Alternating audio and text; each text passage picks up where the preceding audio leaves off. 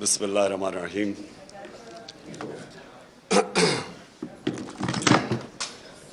ایاک نعبد و ایاک نستعین۔ میں سارے اسپیکرز کو بڑے رسپیکٹفلی آپ سب کو ایڈمائر کرنا چاہتا ہوں۔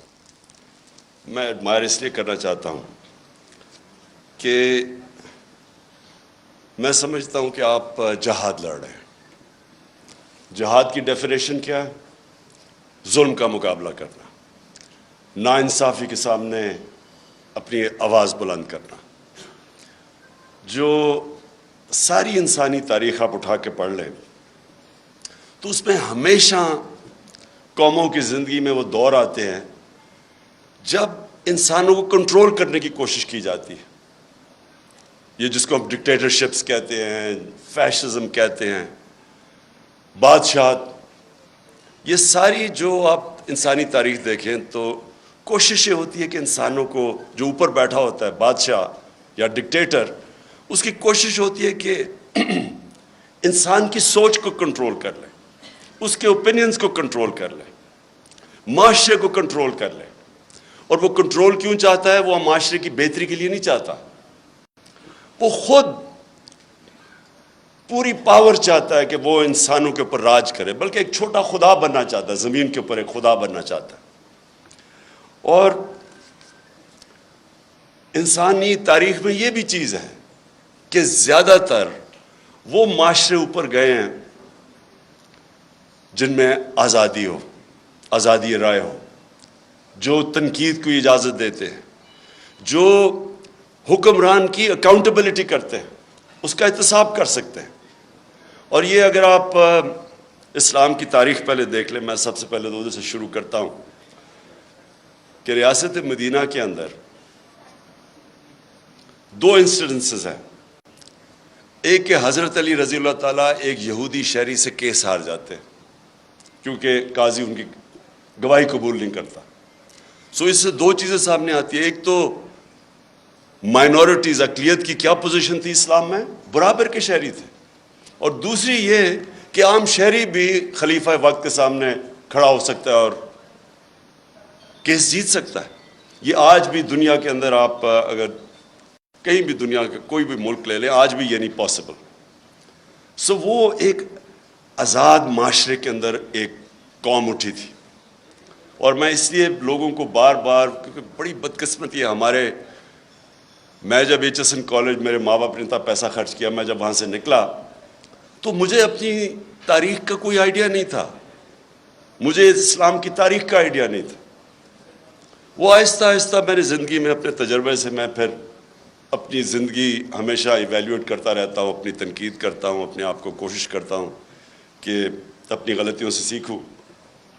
تو میں نے جب دو معاشرے، برطانیہ جدھر میں نے 20 سال گرمیاں گزاری اور پاکستان، تو میں دونوں معاشروں کو جب اینالائز کرتا رہتا تھا تو میں خود کئی چیزوں کے اوپر کئی نتیجوں میں پہنچا۔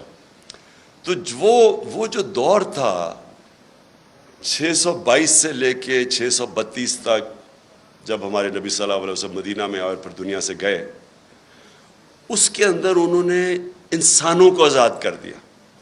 یہ دیکھیں، یہ جو آزادی صحافت ہے نا، جو فریڈم آف ایکسپریشن ہے، اس سے بڑی یہ ایک حصہ ہے انسان کو آزاد کرنے کا۔ کیونکہ انسان کو ذہنی طور پہ جب آزاد ہوتا ہے تو وہی قومیں اوپر جاتی ہیں، وہ انسان بڑے کام کرتے ہیں، غلام کبھی بڑے کام نہیں کر سکتے۔ اس لیے علامہ اقبال، جو علامہ اقبال کی آپ شاعری پڑھیں تو وہ غلام مسلمانوں کو جگانے کی کوشش کر رہے تھے، خودی کو اور خودداری کو، جو ان کے کانسیپٹس تھے، وہ لوگوں کو جگا رہے تھے۔ کیونکہ غلامی جو سب سے بری ایک انسان کے اندر چیز کرتی ہے، اس کے اندر احساس کمتری ڈال دیتی ہے۔ مجھے تو بڑی اچھی طرح، ہم جب ایاز امیر کی طرح، ہم بھی پہلی جنریشن ہیں جو پاکستان میں بڑے ہوئے، آپ کو صرف میں غلامی بتاتا ہوں کہ یہ کیا ظلم کرتی ہے ایک انسان کے اوپر، اس کے پوٹینشیل کو کیسے ختم کرتی ہے۔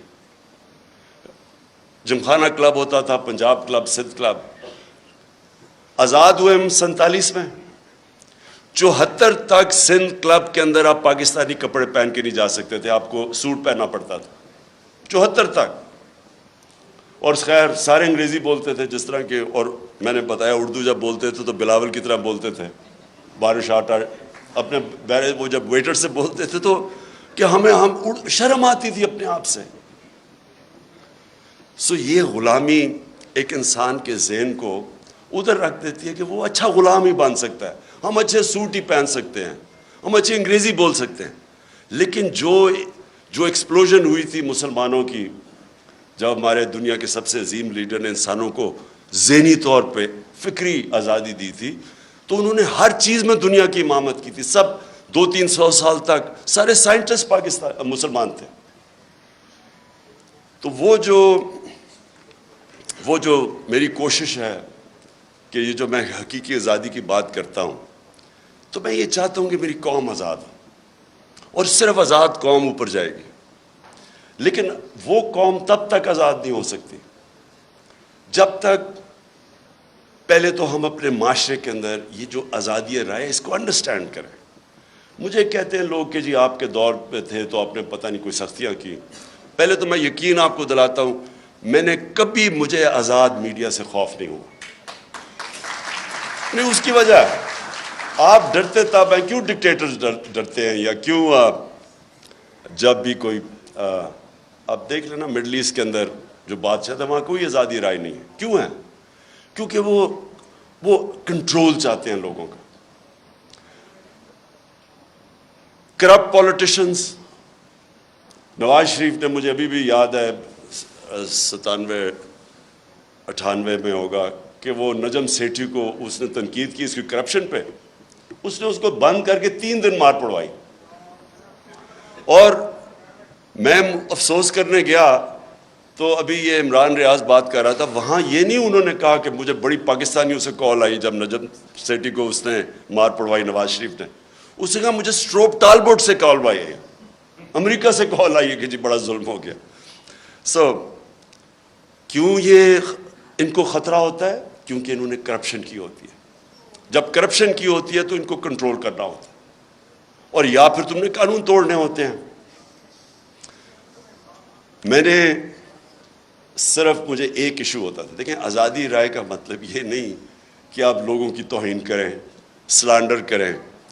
اب میں کیونکہ انگلینڈ میں نے کیس لڑا ہوا ہے عدالت کے اندر ڈیفیمیشن کا, تو وہاں تو اگر آزادی رائے ہے تو ساتھ پورا یہ بھی آپ کو چیک اور بیلنس ہے.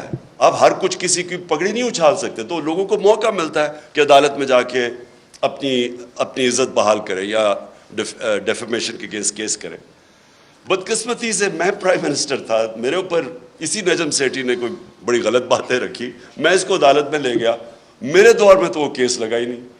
تو پرائم منسٹر کو ہی اگر انصاف نہیں ملتا تو بیچارے عام لوگوں کو کیا ملنا ہے. جب آپ کے پاس آزادی آتی ہے اس کے ساتھ ذمہ داری بھی آتی ہے. میں نے جتنا ٹائم برطانیہ میں گزارا اس کے ساتھ ذمہ داری ہوتی ہے آزادی کے ساتھ. اب میں دوسری چیز پہ آتا ہوں, پاکستان میں کیا ہو رہا ہے. میں نے ابھی ایاز امیر نے بڑی ڈیٹیلز میں اس چیز کے اوپر بات کی. میں اپنی ذرا ایوولوشن بتاتا ہوں کہ ہم جب 90s کے اندر تماشا دیکھ رہے تھے, دونوں پارٹیز آئیں, 2 دفعہ کرپشن میں دونوں کو نکالا گیا, تو تب ہمارے ان دونوں پارٹیز کو دیکھ کے میرے بھی ذہن میں آیا کہ شاید کم کرپشن ہوگے کہ اگر ملٹری اس سے بہتر ہوگی. یہ ہم نے واقعی سوچنا شروع کر دیا کہ اس سے بہتر تو ہے. وہ ضیاء کے زمانے میں گروتھ ریٹ بھی زیادہ تھی, اکانومی بھی آگے تھی, لگ رہا تھا. تب وہ اور چیز ہے کہ تنقید نہیں تھی, تو اس سے کئی چیزیں پتہ ہی نہیں چلتی تھی. تو ہم نے بھی یہ سوچنا شروع کیا, کیونکہ انہوں نے جو دونوں دفعہ کرپشن میں گئی, ان کے اوپر دونوں نے ایک دوسرے کے اوپر جو کیسز بنائے کرپشن کے, کوئی سر مالتا, کوئی ہدایبہ پیپر مل تھی. مجھے یاد ہے فاروق لغاری جب وہ کیئر ٹیکر گورنمنٹ آئی 96 میں, تو انہوں نے مجھے پوری فائلیں دی کہ بے نظیر اور زرداری نے $1.5 ارب ملک سے نکالا. میں اب بات کر رہا ہوں 96 کی, اور نواز شریف نے بھی $1.5 بلین ملک سے باہر نکالا. تو میں تو پالیٹکس میں آئی کرپشن کے خلاف تھا. دیکھیں, اور کرپشن جو ہے نا وہ ایک سمٹمز ہے جس ملک کے اندر قانون کی بالادستی نہ ہو. جدھر رول آف لا نہیں ہوتا ادھر کرپشن ہوتی ہے. رول آف لا بھی میں ایکسپلین کر دوں کہ طاقتور کے لیے جب تک آپ قانون کے نیچے نہیں لے کے آتے وہ رول آف لا نہیں ہے, وہ پھر طاقت کی حکمرانی ہے جو جنگل کا قانون ہے. تو میں نے جب دیکھا کہ یہ دو باری لے کے آئے اور دونوں آ کے نواز شریف نے جتنی دیر میں پرائم منسٹر تھا اتنی اس سے کم ٹائم میں اس نے 17 فیکٹریاں بنا لی, 3 سال کے اندر 17 فیکٹریاں بنا لی اور گورنمنٹ بینکس سے قرضے لیے. اب یہ جو میں فرق کیا تھا, میں نے برطانیہ کا سسٹم دیکھا ہوا تھا, ان کی پارلیمنٹ دیکھی ہوئی تھی, ان کے پولیٹیشنز کے اوپر میں نے جو ان کے اوپر چیکس اور بیلنسز ہیں, جو ان کی اخلاقیات ہے وہ میں نے دیکھی ہوئی تھی. تو ہم چاہتے تھے ہمارا بھی ملک آگے بڑھے. انہوں نے آتے ساتھ ہی دونوں پارٹیز نے مل کے سب لگ گئے پیسہ بنانے کے لیے. تو میں آیا تھا کرپشن کے خلاف, اور آپ جب مشرف کا دور آیا تو مجھے یاد ہے جنرل امجد نے فائلیں دکھائی ان کی چوری کے اوپر, بتایا کہ انہوں نے کتنی کرپشن کی ہوئی ہے. اور ہم نے جنرل مشرف کی شروع میں سپورٹ اس لیے کی کہ ہم سمجھے کہ جنرل مشرف واقعی کرپشن ختم کرنے آیا ہے. وہ بعد میں پتہ چلا کہ وہ کرپشن کے نام پہ ہم سارے اس کی سپورٹ وہ بھی پاور کے لیے آیا تھا, اور انہی لوگوں کو پھر این آر او دے دیا اس نے, جبکہ کسی کی رائٹ نہیں ہے کہ آپ پبلک کا پیسہ چوری ہو وہ معاف کر دے. کرپشن کا مطلب ہوتا ہے پبلک کا پیسہ چوری کا مطلب ہوتا ہے میرا کوئی چوری کرے. کرپشن ہے جو عوام کا پیسہ چوری کرے, تو اس کے پاس تو رائٹ ہی نہیں تھا کہ ان کی چوری معاف کرنا. بہرحال اس کے بعد یہ دو آیا اور انہوں نے جو 10 سال میں کیا. اب جو مجھے چیز سب سے جس پوائنٹ پہ میں آ رہا ہوں, میں ہمیشہ سمجھتا رہا کہ جو ہماری اسٹیبلشمنٹ ہے اس کو زیادہ ملک کی فکر ہوگی اور وہ اس چیز کو ہونے نہیں دیں گے. وہ جب دیکھتے ہیں چوری تو وہ اس کے اوپر ایکٹ کریں گے. کیونکہ مجھے تھرو آؤٹ جب میں یہ سٹرگل کر رہا تھا تو مجھے اسٹیبلشمنٹ کی طرف سے کئی دفعہ مجھے آئی ایس آئی نے مجھے بتاتے تھے ان کی چوری کہ یہ جی فلانے انہوں نے اتنی چوری کی. یہ بھی جو دور تھا ان کا 2008 سے لے کے, تب بھی مجھے وہ مٹیریل جی اسے اتنا چوری کر لیا, وہ چائنا جا کے تو اتنی کک بیکس لے لی. یہ مجھے بتایا کرتے تھے کہ وہ جی اس کا حمزہ یہ سلمان شہباز یہ وہ چائنا پہنچا تو کک بیکس لینے کے لیے کانٹریکٹس کے اوپر. یہ ساری انہوں نے ان سے مجھے انفارمیشن آئی تھی. اور جب میں پھر پرائم منسٹر بنا تو سارے کیسز سب کو پتا تھا کہ ان کے کیسز کون سے ہیں, اور بدقسمتی سے جو نیب تھی وہ ہمارے کنٹرول میں نہیں تھی. تو مجھے تب بھی سمجھنا ہے کہ کیسز سارے میچور ہیں, کیوں نہیں پکڑے جا رہے ہیں. تو بعد میں پتہ چلا کسی کا شفقت کا ہاتھ تھا, وہ کبھی ایکسیلیٹر دبا دیتے تھے پھر کبھی واپس آ جاتا تھا. ہم جناب دیکھ رہے ہیں تماشا, گالیاں ہمیں پڑ رہی ہیں کہ جی آپ نے وہ کسی کو نیب میں لے کے جاتے تھے تو مجھے گالیاں نکال کے اندر جاتے ہوئے بھی باہر نکلتے ہوئے بھی. لیکن ہمارا ہاتھ میں, میرے ہاتھ میں نیب کدھر تھی. میں تو کہا اگر میرے ہاتھ میں نیب ہوتی تو یہ بڑے آرام سے کم از کم 15-20 لوگوں سے ہم اربوں روپیہ نکال لیتے ان کو جیلوں میں ڈال کے. اچھا اب جناب یہ اپریل میں جو ہوا, میں جو میرے ذہن میں جو شوق ہے, چلیں ہم یہ نہیں کسی کو اکیوز کرتے کہ وہ ایک سازش کا حصہ تھی, لیکن میں یہ سوال پوچھتا ہوں اسٹیبلشمنٹ سے کہ آپ نے ان لوگوں کو کیسے ہمارے ملک کے اوپر مسلط ہونے دیا جبکہ آپ خود ہی بتاتے تھے کہ ان کی کتنی چوری ہے. اس کا تو یہ مطلب کہ چوری آپ کے لیے بری چیز نہیں ہے. اور میں اس لیے ایک ملک میں یہ اپنے دور میں نے شروع کر دیا تھا رحمت للعالمین اتھارٹی بنا کے سیرت نبی اپنے بچوں کو پڑھائیں, کیونکہ جو امر بالمعروف ہے وہ ایک معاشرے کا کارنر سٹون ہوتا ہے. ایک معاشرہ جب اچھائی کے ساتھ کھڑا ہوتا ہے اور برائی کے خلاف کھڑا ہوتا ہے تو معاشرہ فائٹ کرتا ہے برائی, کرپشن کو معاشرہ فائٹ کرتا ہے. لیکن جب آپ برائی کو برائی نہ سمجھیں, کرپشن بری چیز ہی نہیں ہے, چوری بری چیز نہیں ہے, تو محنت کون کرے گا آپ کے معاشرے میں؟ اگر آپ نے معاشرہ اپنا تباہ کرنا ہے, آپ کو کوئی ایٹم بم پھینکنے کی ضرورت نہیں ہے, صرف اخلاقیات ختم کر دیں, اچھے برے کی تمیز ختم کر دیں. مولانا رومی کی بڑی فیمس سینگ ہے, اب کسی نے پوچھا مولانا صاحب یہ قوم کیسے مرتی ہے, انہوں نے 2 درختوں کا بتایا, ایک بڑا خوشبودار اور ایک بڑا برا درخت. انہوں نے کہا جب ایک قوم ان کے اندر فرق کرنا ختم کر دیتی ہے, اچھے برے کی تمیز ختم کرتی ہے, قوم مر جاتی. اس لیے ہی جو مدینہ کی ریاست تھی وہ امر بالمعروف پہ کھڑی ہوئی تھی. سارے معاشرے کو حکم کیا گیا تھا کہ آپ نے برائی کے خلاف کھڑے ہونا ہے. اب میں نے انگلینڈ کے اندر یہ دیکھا ہے, میں امر بالمعروف پہ وہ چل رہے ہیں. آپ کو میں بتاؤں کہ ان کا ایک بہت بڑا نام تھا لارڈ جیفری آرچر. بڑا مارگریٹ تھیچر کا رائٹ ہینڈ, ان کی پرائم منسٹر کا رائٹ ہینڈ آدمی تھا. ہر جب ان کی ساری سوشل کیلنڈر کے اوپر وہ تھا, اس کی ہمیشہ اس کی اخباروں میں اس کی موومنٹس آتی تھی. اس نے ایک عدالت کے اندر اس نے ایک جھوٹ بول دیا. کیس تھا ڈیفامیشن کا, اس نے جھوٹ بول دیا. آپ سوچیں کہ اتنا طاقتور آدمی, اس نے جھوٹ بولا, 3 سال جیل ڈالا اسے. اور جب وہ جیل سے باہر نکلا, کسی گھر کوئی اسے انوائٹ نہیں کرتا تھا. وہ جو اتنا پاپولر آدمی تھا اس کو کوئی انوائٹ نہیں کرتا تھا. عوام نے فیصلہ کیا کہ جناب اس نے غلطی کی ہے, اس نے اور کیا کیا, جھوٹ بولا. اب یہاں سوچے کہ لنڈن تو تھوڑے, پاکستان بھی میں میری کوئی پراپرٹی نہیں ہے, اور اس کے اوپر پھول پھینکے جا رہے ہیں. وہ جا کے ادھر جا کے وہ دوسرا والا کہہ رہا ہے کہ یعنی قطری خط جو ایک اپنی اربوں روپے کی پراپرٹیز کے لیے ایویڈنس پریزنٹ کر دے اور اس کو کوئی فرق ہی نہ پڑے ملک میں. ایک برنی میڈوف ملٹی بلینر بن گیا امریکہ کے اندر. اس کے بعد اسے پتا چلا کہ جی برنی میڈوف نے جو پیسہ بنایا تھا وہ ایک پونزی اسکیم تھی, یعنی ایک فراڈ سے بنایا تھا. اس کے 2 بیٹے تھے اور بیوی, ان کو بھی نہیں پتا تھا. جیسے ہی پتا چلا ان کو کہ یہ فراڈ میں پکڑا گیا, جب اسے پکڑا, ایک بیٹے نے خودکشی کر لی, مطلب کہ میں معاشرے میں نہیں اب رہ سکتا. دوسرا بیٹا سولٹری, یعنی اپنے آپ کو اس نے آئسولیٹ کر دیا اور 2 سال کے بعد مر گیا. بیوی نے طلاق دے دی, یعنی اس کی اپنی فیملی نے اس کو ڈسون کر دیا. سنگاپور کے اندر 2 لی کوان یو جو سنگاپور کا بڑا اسٹیٹسمن تھا, 2 اس کے وزیروں کو جب کرپشن میں پکڑ گئے خودکشی کر لی. دیکھیں معاشرہ, جب معاشرہ کرائم فائٹ کرتا ہے تب کرائم آپ جیتتے ہیں. اب میں جب تھا, جی فلانے نے پیسہ ادھر کر دیا, اس نے ادھر کر دیا, کس کو پکڑیں گے آپ جب تک معاشرے کے اندر آپ یہ اچھے برے کی تمیز نہیں دیں گے. اور ادھر میڈیا کا بہت بڑا ہاتھ ہے.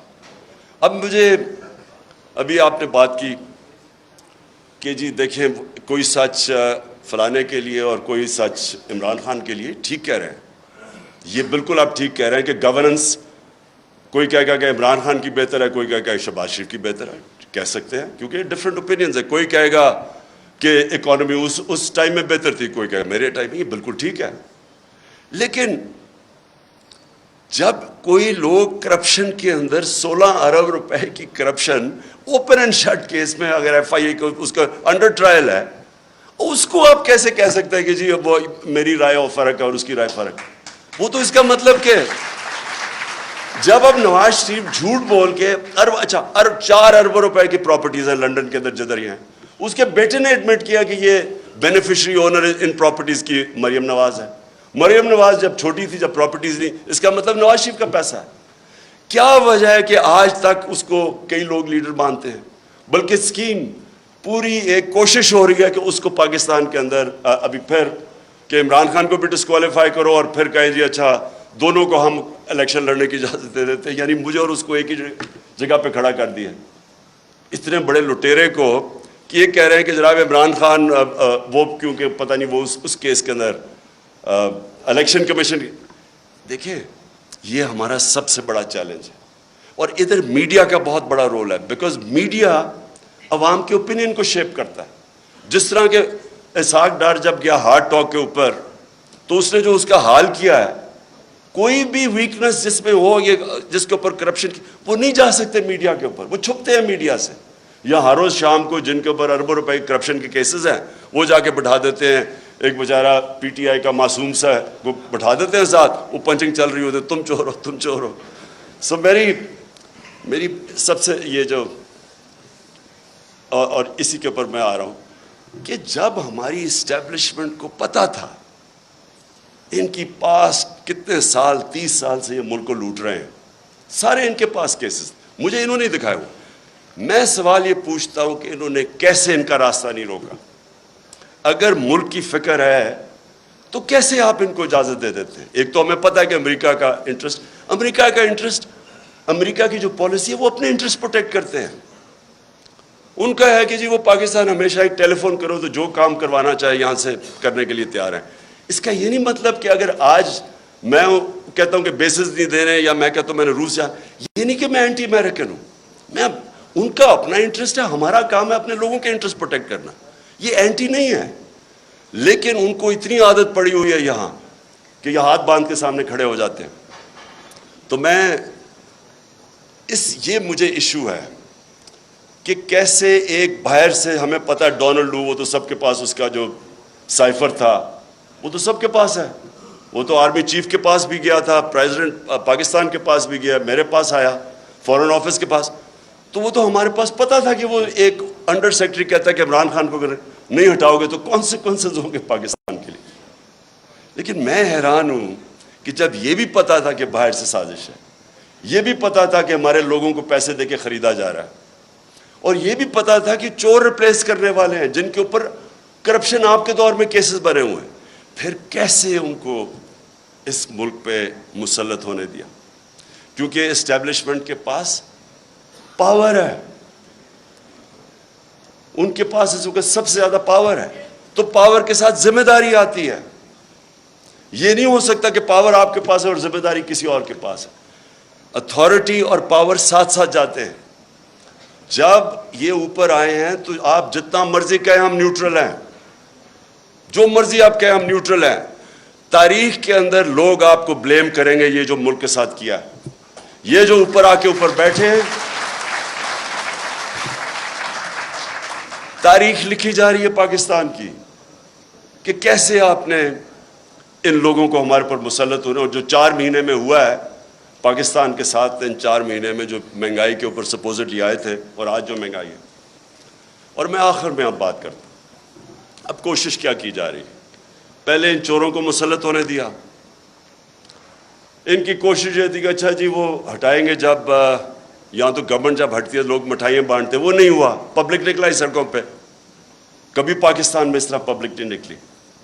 اور اس کے بعد جو 17 جولائی کا بائی الیکشن ہوا وہ ایک اور شوق مل گیا, جب الیکشن کمیشن بھی ملی, انتظامیہ بھی, یہاں بڑا مشکل ہے, یہ تو ایکسپرٹس ہیں دھاندلی کے, تو ادھر بھی جیت گئی تحریک انصاف. 25 مئی کو انہوں نے جو ظلم کیا اس کی کوئی مثال نہیں ہے, کہ پاکستان گھروں میں رات کے 3 بجے جا کے عورتیں بچے بات دیکھ رہے ہیں, ان کے اوپر جا کے ان کو ذلیل کیا. دیکھیں آدمی اپنے اوپر تو چلو وہ لے بھی لیتا ہے, لیکن عورتیں بچوں کے رات میں 3-4 لوگ گھر گھسا ہیں تو ان کے اوپر کیا گزری ہوگی؟ خوف پھیلایا گیا, اس کے باوجود پھر سے اٹھ گئے. اور اب کیا فیز ہے؟ یہ فیز ہے سائیکولوجیکلی اس ملک کو ایسا دبایا جائے کہ ہم بھیڑ بکریوں کی طرح یہ تسلیم کر لیں جو اوپر سیٹ اپ آیا ہوا ہے. اور اس کے لیے ہر حربہ استعمال کیا جا رہا ہے. سوشل میڈیا کے لوگوں کو جس طرح اٹھایا جاتا ہے, کئیوں کو اٹھا کے پھر جس نے کوئی فوج کے خلاف ٹویٹ کی ہو اسے کہتے ہیں, اسے پہلے اٹھا لیتے ہیں, پھر کہتے ہیں اچھا یہ نہیں کہ میرے سے معافی مانگو, کہو کہ یہ عمران خان نے کہا میرے ان کے خلاف ٹویٹ کروا. ان سوشل میڈیا وہ بیچارے بچوں کو اٹھا رہے ہیں. یہاں میڈیا, یہ سامنے میرے بیٹھے ہوئے ہیں, میں نے دیکھا کہ ایاز امیر نے بڑی کیئرفلی ایسے ورڈنگ کی کہ انشاءاللہ کپڑے اب نہیں پھٹیں گے اس باری. یہ ان کا فورن آفس کا ایکسپیرئنس ہے, ڈپلومیسی. اور سمیع ابراہیم, عمران ریاض, اور مجھے بڑا افسوس ہے کہ ارشد شریف. اب ارشد شریف جب سے میں وہ جانتا ہوں وہ ایک اپنی سوچ کا آدمی ہے, بہت ہی پیٹریوٹک, محب وطن پاکستانی ہے. وہ جو سمجھتا ہے کہ وہ ٹھیک لائن پہ نہ ہے اس کو پڑ جاتا ہے, اور اس لیے اس کو لوگ دیکھتے ہیں کیونکہ ان کو پتہ ہے کہ وہ اس کا سٹانس کدھر ہے. اس جیسے آدمی کو دھمکیاں, گھر میں باہر گاڑیاں کھڑی, اس کو باہر جانا پڑا. صابر شاکر باہر چلا گیا, اے آر وائی کو بند کر دیا. اے آر وائی کا کیا قصور تھا؟ اگر شہباز گل سے اگر ایک جملہ نکل ہی گیا ہے جو کہ اس کو نہیں کہنا چاہیے تھا, جس کو غلط پرسیو کر سکتے ہیں, اس کے اوپر اے آر وائی کو کیسے بند کر دیا؟ وہ اے آر وائی کو اس جملے کی وجہ سے نہیں بند کیا گیا. ایسی باتیں کہہ بیٹھے نواز شریف اور مریم اور یہ جو ایاز صادق اور فضل الرحمان کیسی باتیں کہہ گئے فوج کے خلاف. ان کے لیے کبھی ایسی چیز نہیں ہوئی. اس بیچارے سے جو کیا ہے, مجھے تو پہلے 2 دن تو ہمیں پتہ ہی نہیں تھا اس کا. جب ہمارا وکیل مل کے آیا مجھے تو تب پتہ چلا اس بیچارے سے کیا کیا. یعنی کتنا بڑا جرم ہوگا کہ ننگا کر کے اس کو ٹارچر کیا انہوں نے. یعنی ایک انسان کی ڈگنیٹی کہ اس کو پہلے آپ ننگا کریں, پھر اس کو بری طرح اتنی مارا اور انہوں نے اس کے سر کے اوپر بند کر کے پتہ نہیں کہیں پھرایا. مینٹلی اسے اتنا ٹارچر کیا کہ وہ بالکل بریک کر دیا اس کو. اور اسے کلوا کہہ رہے ہیں کہ جی یہ کہو کہ عمران خان نے یہ سینٹنس کہا تھا تمہیں یہ بولنے کا. اس کے پیچھے اس کو بند کیا ہوا, اور اس سے جو بیچارہ جو اسے حال کیا, مجھے تو یعنی میرے خیال میں کہ ہمارا معاشرہ ادھر گر رہا ہے, اللہ کرے کہ اس سے اور نیچے نہ جائے. مجھے تو شرم آتی ہے یہ کر کیا رہے ہیں, اور کر کیا رہے ہیں وہ ان چوروں کو اوپر مسلط کرنے کے لیے ہمیں ایکسیپٹ کروا رہے ہیں ان کو. سب سے خوفناک چیز یہ ہے, اچھا کوئی بہت بڑا منصوبہ ہو, کوئی پاکستان کی بہتری ہو, چلے جی ہم یہ آپریشن بھی ٹالریٹ کر لیں. یہ چور جو 30 سال سے ملک کو پیسہ چوری کر رہے ہیں, 26 سال میں ان کے اگینسٹ جہاد کر رہا ہوں, ان کو ایکسیپٹ کروانے کے لیے میڈیا کا منہ بند, خوف پھیلا رہے ہیں, لوگوں کو ڈرا رہے ہیں, اور پھر آگے پلاننگ کر رہے ہیں کہ کسی طرح تحریک انصاف ٹوٹ جائے گی. ہمارے لوگوں کو کال کر رہے ہیں, ہمارے ایم این ایز کو کال کر رہے ہیں, ہمارے سینئرز کو اپروچ کر رہے ہیں, خوف پھیلا رہے ہیں ان کے اندر. اور میں اس لیے آج ساری اپنی قوم کے سامنے کہنا چاہتا ہوں کہ دیکھیں یہ واقعی ایک پاکستان کا ڈیفائننگ مومنٹ ہے. میں پھر سے کہوں گا کہ آز امیر اور میں, ہماری وہ جنریشن ہے جو پاکستان کے ساتھ بڑی ہوئی ہے. میں نے کبھی اپنی قوم کے اندر یہ شعور نہیں دیکھا, ایسی بیداری نہیں دیکھی. فیملیز رات کے 12 بجے تک جلسے اٹینڈ کر رہی ہیں. میں جب انہوں نے جب 25 مئی کو یہاں ظلم کیا تو ہم بڑی وہ کنٹینر میں آہستہ آہستہ جب آ رہے تھے, صبح کے 6 بجے 7 بجے سڑکوں کے اوپر لوگ کھڑے ہوئے تھے, اور فیملیز اور بچے لوگوں نے اٹھائے ہوئے. یہ کوئی بھی, میں یہ چیلنج ان کو کرتا ہوں, آپ جو مرضی کر لیں, جتنا مرضی خوف پھیلا لیں, یہ جو اس وقت اس ملک میں بیداری ہے اور یہ جو قوم اٹھ رہی ہے, آپ کچھ بھی نہیں کر سکیں گے. آپ جو مرضی کر لیں, یہ قوم, یہ جو بیداری کا اور شعور کا جن ہے, یہ کبھی بوتل میں آپ واپس نہیں ڈال سکتے. اور جتنا آپ اس کے اوپر آپریشن کریں گے اور جتنا لوگوں کے اوپر ظلم کریں گے, اسے شہباز گل سے پوچھ رہے جی عمران خان کھاتا کیا ہے, پہلے تو اسے کہہ رہے ہیں کہ عمران خان کے خلاف سٹیٹمنٹ دو, پھر کہتے کھاتا کیا ہے. میں آپ سب کو بتانا چاہتا ہوں کہ یہ ایسے نہیں وہ پوچھ رہے کھاتا کیا ہے کہ ان کو میری ڈائٹ کی اتنی فکر نہیں ہے. 4 شہباز شریف کے جو گواہ تھے ایف آئی اے کے 16 ارب کے کرپشن کیس کے اندر, 4 گواہ 2 مہینے کے اندر ہارٹ اٹیک سے مرے ہیں. ان کو کھانے کا ہی پتا تھا کہ وہ کھاتے کیا ہیں. اس کا جو انویسٹیگیٹر تھا ڈاکٹر رضوان ایف آئی اے کا, وہ ہارٹ اٹیک سے مرا. جو دوسرا انویسٹیگیٹر تھا اس کو ہارٹ اٹیک ہوا لیکن بچ گیا. اور یہ کھاتے کیا ہیں پتا ہوتا ہے تو یہ پھر ان کو آگے پھر کیسے ان کو ٹھکانے لگاتے ہیں. تو میں یہ آخر میں اپنے نیوٹرلز کو پیغام دینا چاہتا ہوں. کیا آپ کو فکر ہے اس قوم کی؟ بالکل یاز امیر نے ٹھیک بات کی. آپ کو پتہ ہے ملک کدھر جا رہا ہے؟ کیا کسی ملک کی جو معیشت کا اس وقت حال ہے، کیا جب تک پولیٹیکل سٹیبلٹی نہیں آتی معیشت ریکور کر سکتی ہے؟ معیشت کیسے آپ کی ٹھیک ہوگی جب ایک ملک میں کسی کو واقعی نہیں پتا، مجھے نہیں پتا، کسی کو نہیں پتا کہ 1 مہینے 2 مہینے 3 مہینے میں کیا ہوگا. میں نے اگر آج معیشت اس طرح اوپر جاتی ہے، دولت میں اضافہ تب ہوتا ہے جب ملک میں انویسٹمنٹ ہوتی ہے، نوکریاں ملتی ہیں، ویلتھ کریشن ہوتی ہے. تو جو بھی انویسٹمنٹ کرتا ہے وہ پہلے دیکھتا ہے کہ آج اگر میں پیسہ انویسٹ کروں گا تو 3-6 مہینے 1 سال کے بعد اس کو سرٹنٹی چاہیے ہوتی ہے، اس کو سٹیبلٹی چاہیے ہوتی ہے اگر پیسہ اس نے انویسٹ کر رہا ہے. آج کون انویسٹ کرے گا؟ اور یہ اگر یہی آپ کا خیال ہے کہ بہت بڑی اچیومنٹ ہو گئی کہ جی وہ ابھی سعودی عربیہ سے پیسہ آ جائے گا اور ادھر سے آ جائے گا پیسہ یو اے ای سے یا چائنا نے، اس سے تو یہ تو کینسر کا علاج ڈسپلن سے کر رہے ہیں آپ. اگر ویلتھ کریشن ہی نہیں ہو رہی اور آپ قرضے لیتے جا رہے ہیں تو قرضے تو واپس کرنے ہیں آپ نے، تو ڈیٹ سروسنگ تو بڑھتی جا رہی ہے.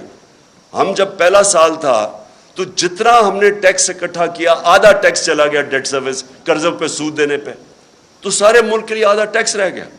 سو اس لیے یہ کوئی حل ہے کہ آپ سمجھیں کہ تھوڑے قرضے آ گئے تو چلو تھوڑا اور ملک آگے چل جائے گا؟ حل اس کا یہ ہے پولیٹیکل سٹیبلٹی میں، اور پولیٹیکل سٹیبلٹی صرف آئے گی فری اینڈ فیئر الیکشن سے. اس کے علاوہ صاف اور شفاف، میں آج چیلنج کرتا ہوں، صاف اور شفاف الیکشن کے علاوہ مجھے کوئی بتا دے کہ پاکستان میں سٹیبلٹی کیسے آئے گی. اور پولیٹیکل سٹیبلٹی نہیں آئے گی، اکنامک سٹیبلٹی نہیں آئے گی، اور اکنامک سٹیبلٹی نہیں آئے گی تو یہ ملک تو نیچے جا رہا ہے، قرضے چڑھتے جا رہے ہیں، حل تو کسی کے پاس ہے ہی نہیں.